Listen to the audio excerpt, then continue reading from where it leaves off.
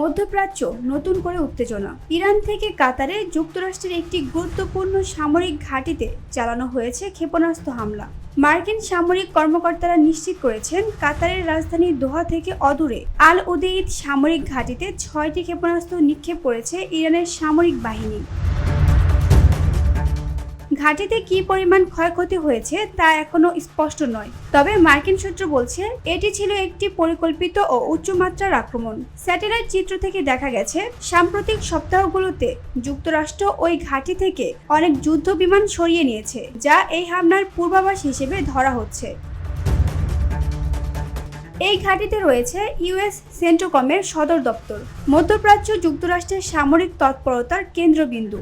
এছাড়া ব্রিটেনের সামরিক বাহিনীর বিমান ও সরঞ্জামও রাখা হয় এখানেই। এই হামলার পরপরই কাতার তাদের আকাশসীমা বন্ধ ঘোষণা করেছে, যা গোটা অঞ্চলে নতুন এক অনিশ্চয়তার বার্তা দিচ্ছে।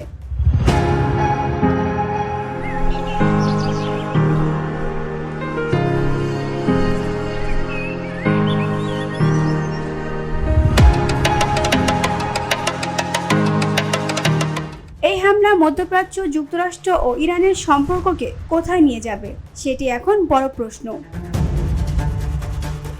VOD Bangla news desk.